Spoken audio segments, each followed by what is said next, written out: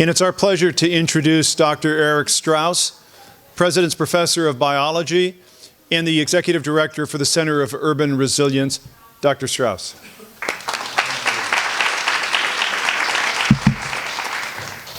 Thank you. It's a delight to be here this afternoon. It's always wonderful to come over to the business school. The events are well attended. You're enthusiastic.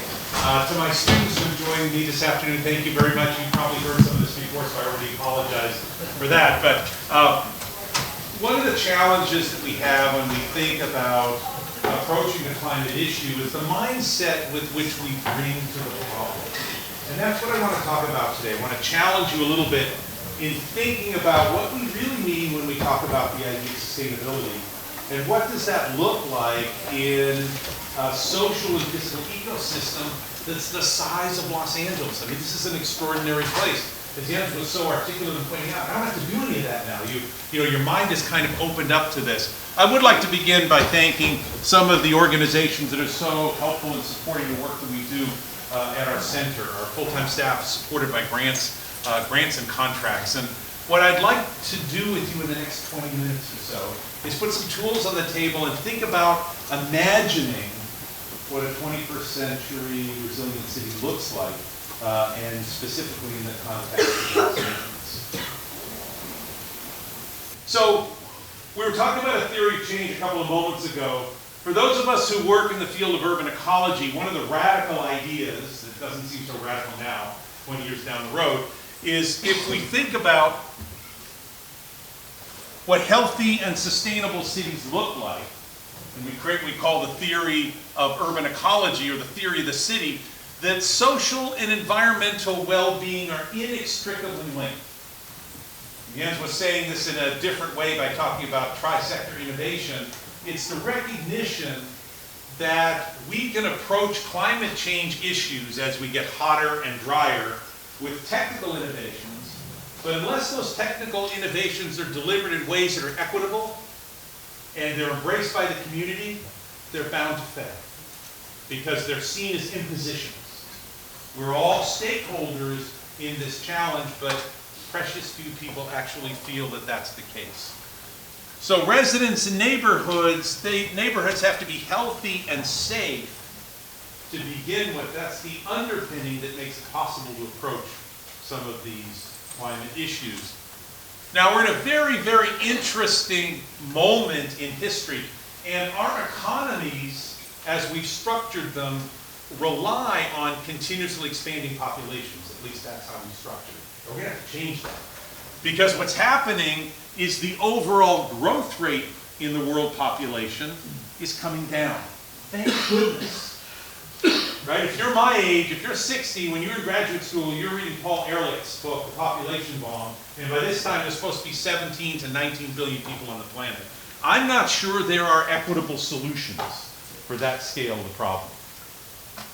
But as the population growth rate comes down, the population is still growing because there's lots of people of reproductive age, but we're peaking out at 10 and 11 billion, not 17.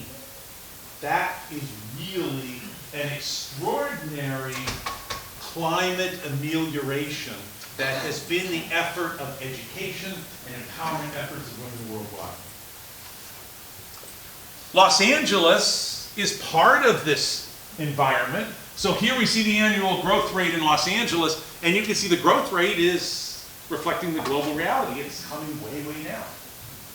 But the population continues to grow, but you can see that it's flattening out. So especially when we think about the nature of real estate on this crowded space that we call Los Angeles, we have a changing demographic. We have an aging demographic. Most of the accumulated population growth that we have in this area are people who were not born here but are arriving here under a variety of circumstances. All have to be housed and cared for in equitable ways and arrive with very, very different and varied economic capacities as they enter this community that we call Los Angeles. So the old models that we have, even if we weren't in a climate crisis, are waning in their capacity to respond to the needs of the residents of this community. So we factor in an aging population, the growth rates are slowing down, and the place is getting more crowded and more expensive, hotter and drier, resources are becoming more expensive, it simply adds to the complexity, the notion of the wicked problem, that makes it more complicated to come up with equitable and usable solutions. But what that means, and that's why it's so much fun to be here at the business school, think of the opportunities that provides for young entrepreneurs. Never have the decisions been so important and so many people depending on getting credit. That's an enormously wonderful opportunity in comparison to communities who are wealthy, expanding, and there's sort of a laissez-faire that your ideas don't have to be all that good because it's going to be okay. No, your ideas have to be pretty sharp because we're not sure it's going to be okay. And there's a lot of ways it won't be okay. I also want to make aware, and I'm sure you already sense this, that the standard models that we have for how people are organized and how they think about their identities are changing radically. I would just ask you, how many of your friends you interact with are mostly digital communications? You may have met them a few times, but now you don't live near them, but you may talk to them every day on the various tools of social media. Here's a paper that came out by Garrett Nelson and his team in PLOS One just a couple of years ago, and what they did was to look at digital communications and the relationship to the commuting networks that people have between where they live and where they work, the two critical communities that we identify with, and you find out that the standard model of the United States of boundaries that are counties and states no longer reflect or represent the way in which people identify themselves or behave economically. In fact, we are returning to a period in the pre-medieval times of the emergence of the city-state. Southern California is Los Angeles. And so if we're really to look at the way in which our nation is divided based on economic and physical movement of capital and people, this is what we have. We have a mega city. As 70% of American residents now live in cities, over 50% worldwide, and 95% of all the people born in the next 50 years are going to be living in cities.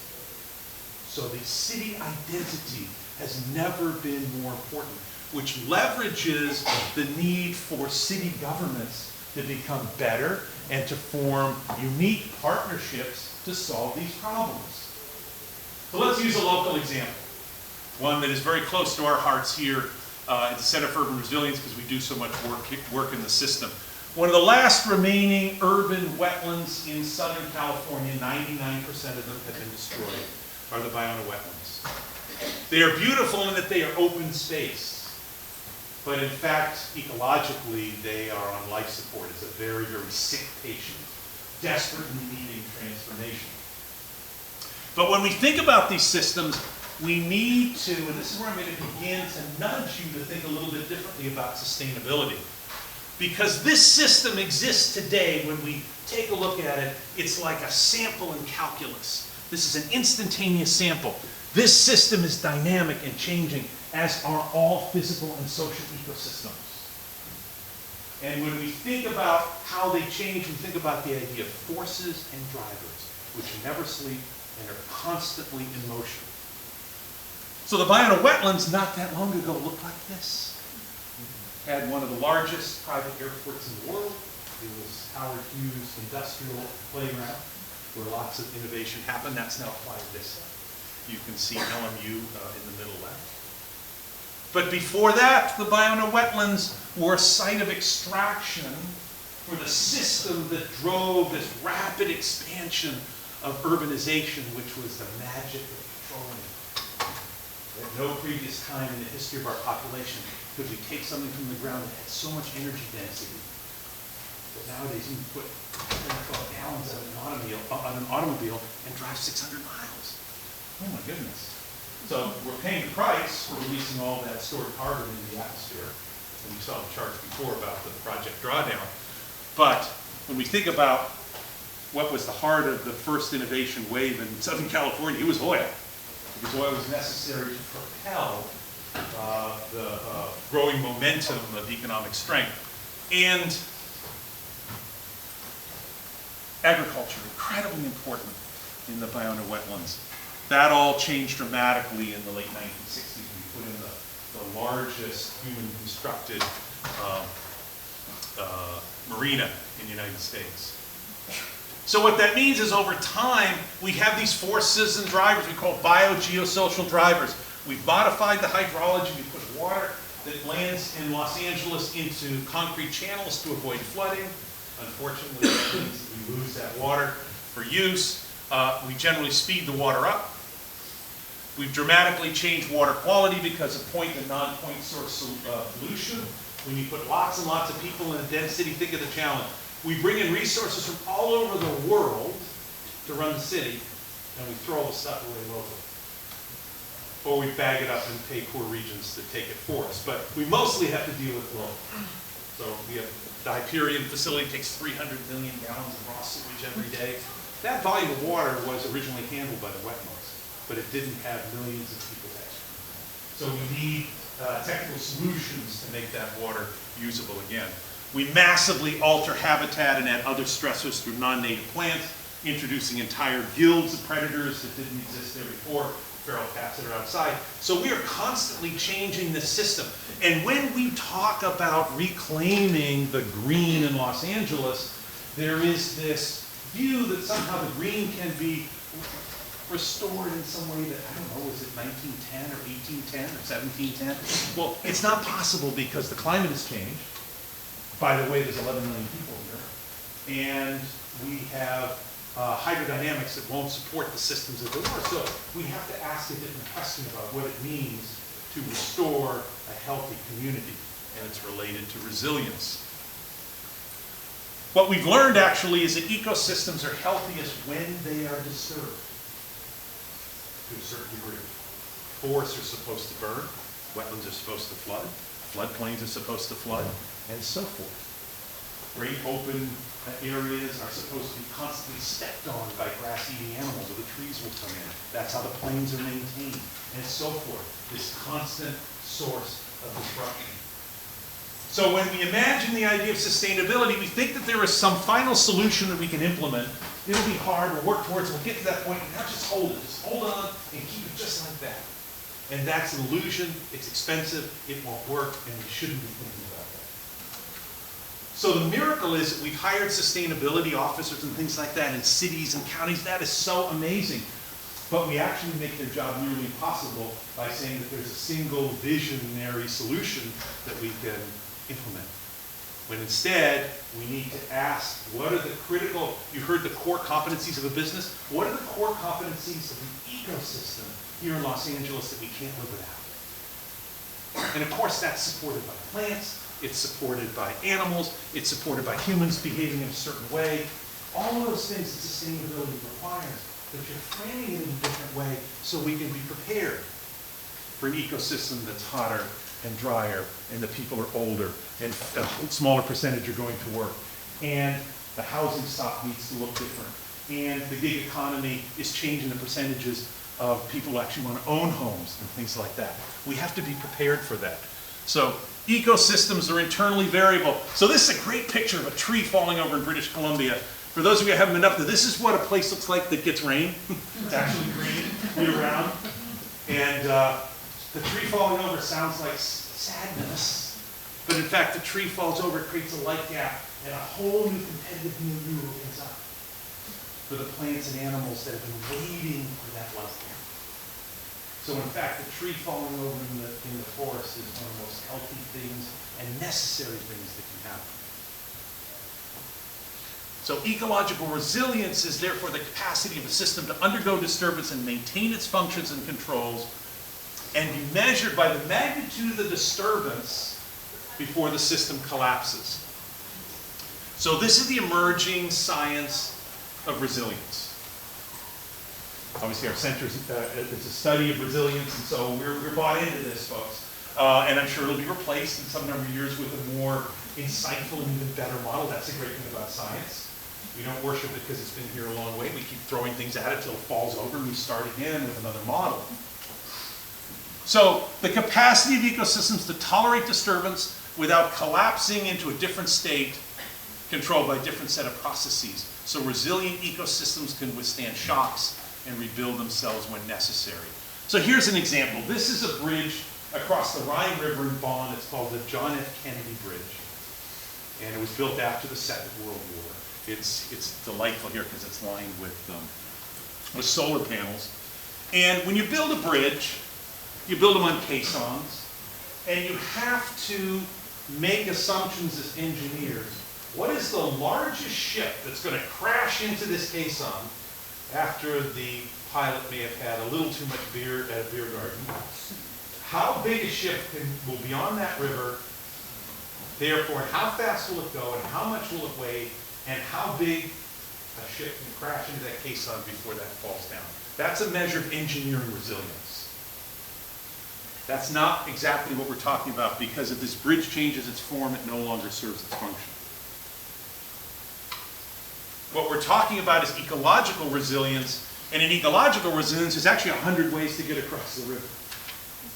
And the way you get across the river is probably dependent upon the ecological expectations of the time. So here's an example. This is from Biggs, Wesley, and Carpenter in 2010. Comes out of, for those of you who studied social science, Panarchy and C.S. Holling's work in Canada, called the innovation loop or the adaptive cycle. And this is where resilience comes from, and sustainability plays a role in this. But it helps us, at least for me, to feel better about this state of constant change that becomes the dance that we're doing now as a postmodern society. We're generating so much information, we're generating so much data that it's forcing us to reevaluate on temporal scales that we're just not used to doing. When I was in graduate school, the moniker or the working knowledge was, well, we develop and double our knowledge every 20 years. Young scientists, but how in the world are you keep up with that? Based on journal publications, and there's some argument there, but based on journal publications, we're doubling scientific knowledge every 16 weeks. So this is the innovation landscape. This is the intellectual and ecological landscape that we're trying to work in. But in that just drowning amount of data are the things we need to know to make equitable and resilient communities. And the real estate market and all that supports it are the leaders, because you're helping to choose you're helping people to choose where they're going to live, or if it's commercial real estate, where they're going to conduct their business. So you're actually the ambassadors to resilience in your local communities. So when we look at this innovation loop, and there's a system in which we have become accustomed to doing things, we call that K, that's conservation, or this is where the false stability comes from.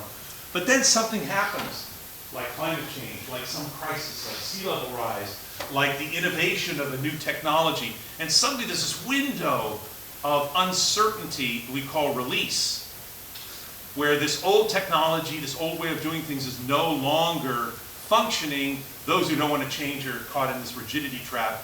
We get into this back loop where there's radical innovation, followed by a period of reorganization.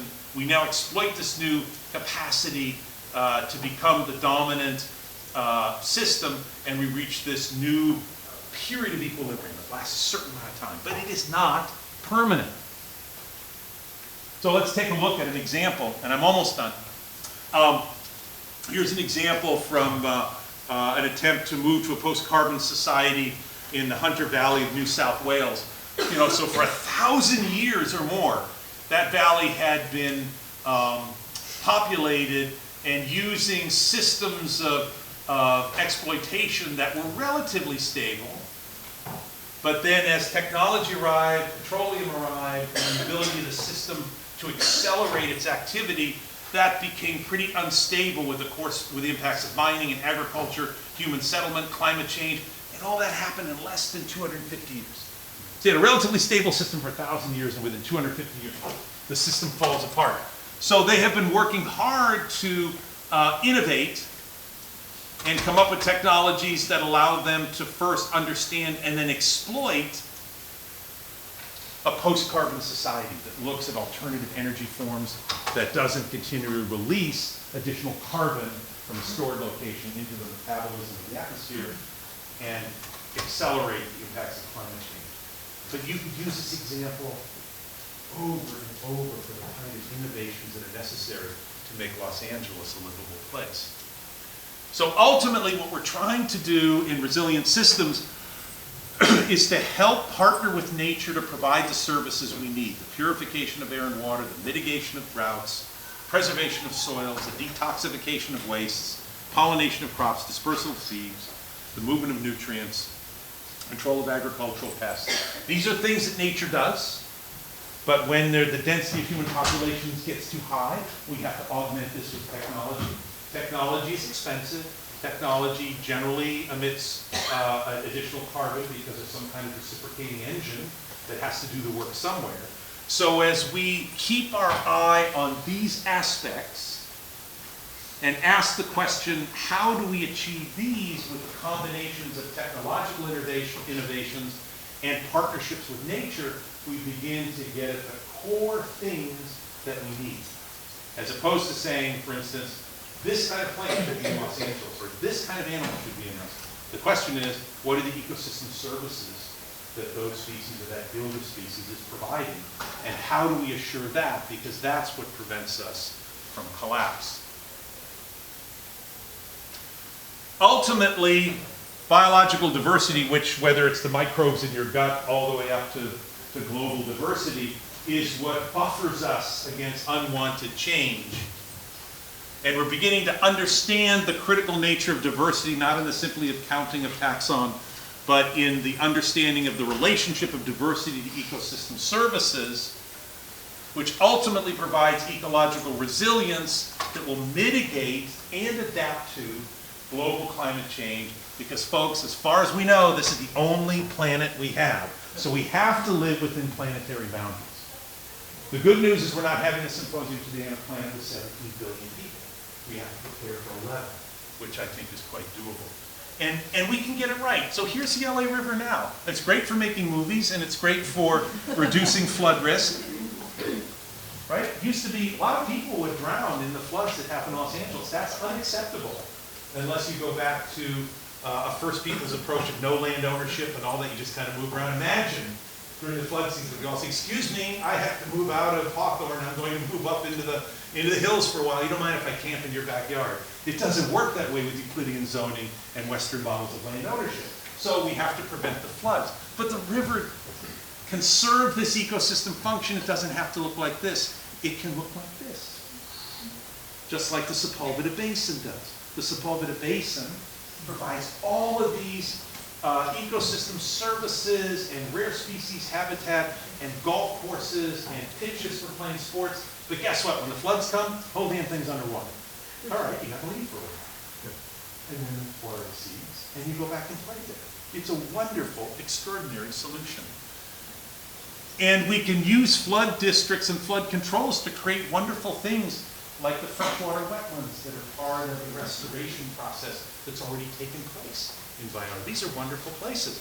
They're controlling the floods. The water is cleaner than it has been in the last 150 years. And we're supporting endangered species as well as opportunities for humans to recreate. It's win-win, just like we started out our conversation today. So I'm going to stop there and entertain questions if there's time. And I want to thank Dean Smith for inviting us here. Jeff, it's been such a delight to work with you in your center, and we're delighted to be co-sponsoring this today. So thank you very much.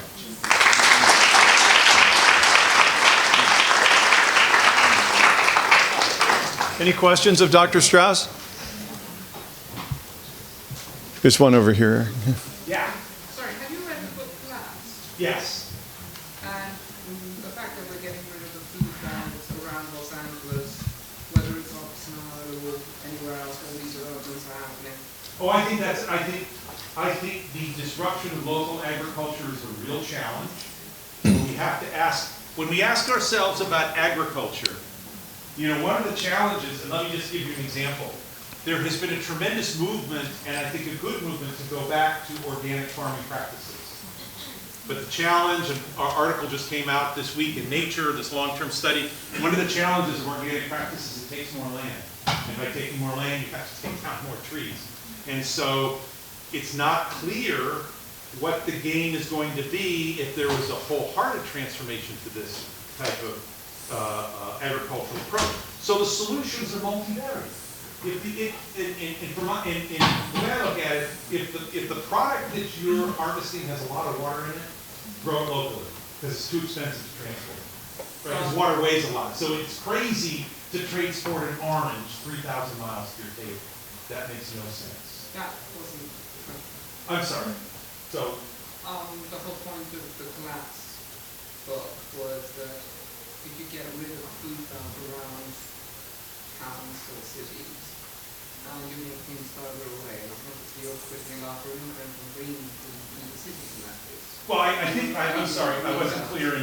I thought by saying that the whether it's organic or organically grown or big ag or whatever it is. So I'm just asking about the footprint. So yes, I'm sorry, I came around that to the back door by saying if it's got a lot of water, you want to grow it locally, because it makes no sense to transport it, because that's expensive, the carbon footprint goes up. So the belts that are around here, if you're growing products that spoil easily, are heavy to transport, and therefore if you're going to transport them, they have to be modified, like tomatoes that don't taste anything, like anything that have such thick skins. It makes no sense to grow those a long way away and transport them. They're correct. And so the belts are really important for certain kinds of agriculture. They're critical for amelioration of temperatures of cities. They're critical for open space. They're critical for carbon sequestration. As long as those local belts are not contributing too much phosphorus and nitrogen to the fertilizers to the amount of water that we have. So the challenge with adjacent agriculture is we're already drawing down the aquifer. You know, we're now going down 1,000. I was visiting some folks in the Cayama Valley, and the agricultural wells are 1,000 feet deep. Yes, but perhaps I might suggest that if the conversation could continue. Thank you so very much. I know that you want to carry on that conversation. Thank you very much. All right. It's been a pleasure. Thank you very much, Eric. Thank you. Thank you. Thank you.